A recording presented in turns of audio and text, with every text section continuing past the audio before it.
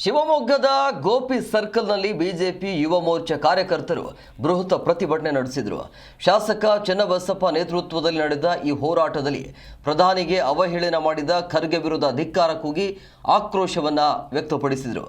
ಹಿರಿಯ ರಾಜಕಾರಣಿಯಾಗಿ ಖರ್ಗೆ ಅವರು ಗೌರವಯುತವಾಗಿ ವರ್ತಿಸಲಿ ಅಂತ ಪ್ರತಿಭಟನಾಕಾರರು ಎಚ್ಚರಿಸಿದರು. ಇತ್ತ ಬಳ್ಳಾರಿಯಲ್ಲಿ ಈ ಸಂಬಂಧ ಮಾತನಾಡಿದ ಮಾಜಿ ಸಚಿವ ಶ್ರೀರಾಮುಲು, ಕೇವಲ ಹೈಕಮಾಂಡ್ ಕುಟುಂಬವನ್ನು ಓಲೈಸಲು ಖರ್ಗೆ ಇಂತಹ ಹೇಳಿಕೆ ನೀಡುತ್ತಿದ್ದಾರೆ.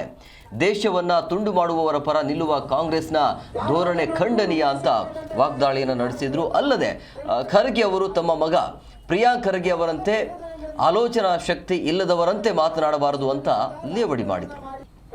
ಕೆಲವು ದಿನಗಳಿಂದ ಕಾಂಗ್ರೆಸ್ ಪಕ್ಷದ ಹತಾಶೆ ಎದ್ದು ಕಾಣ್ತಾ ಇದೆ.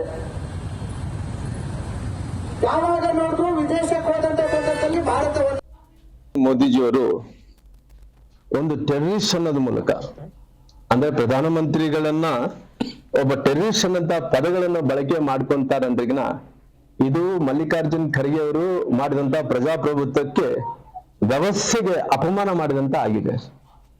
ಯಾಕಂದ್ರೆ ನಾನು ಮಲ್ಲಿಕಾರ್ಜುನ್ ಖರ್ಗೆ ಅವರು ಬಹುಶಃ ಒಂದು ಕುಟುಂಬವನ್ನು ಓಲೈಕೆ ಮಾಡೋಕೆ ಸಲುವಾಗಿ, ಒಂದು ಕುಟುಂಬವನ್ನು ಓಲೈಕೆ ಮಾಡ್ಕೊಳ್ಳೋ ಸಲುವಾಗಿ ಇವತ್ತು ಬಹುಶಃ ಮಲ್ಲಿಕಾರ್ಜುನ್ ಖರ್ಗೆ ಅವರು ಈ ದೇಶದ ಪ್ರಧಾನಮಂತ್ರಿ ಅಂತ ನರೇಂದ್ರ ಮೋದಿಜಿಯವರು ಟೆರರಿಸ್ಟ್ ಅನ್ನಂತ ಪದವನ್ನು ಬಳಕೆ ಮಾಡಿದ್ದಾರೆ. ಬಹುಶಃ ನಾನು ಕೇಳ್ತೀನಿ, ಕಾಂಗ್ರೆಸ್ಸಿನ ನಾಯಕರು ಎಲ್ಲರೂ ಕೂಡ ನಿಜವಾದಂತ ಟೆರರಿಸ್ಟ್ ಯಾರೆಂದೇಳಿ ಇವತ್ತು ಅವರು ಬಹಿರಂಗ ಪಡಿಸ್ಬೇಕಾಗುತ್ತೆ. ಇವತ್ತು ನಿಜವಾದಂತ ಟೆರರಿಸ್ಟ್ ಅನ್ನು ಆಸಿನ್ ಮಾಲಿಕ್ ಅನ್ನು ಏನ್ ಮಾಡ್ತಾರೆ, ಆಸಿನ್ ಮಾಲಿಕ್ ಅನ್ನು ಇವರು ಸನ್ಮಾನ ಮಾಡ್ತಾರೆ. ಆಸಿನ್ ಮಾಲಿಕ್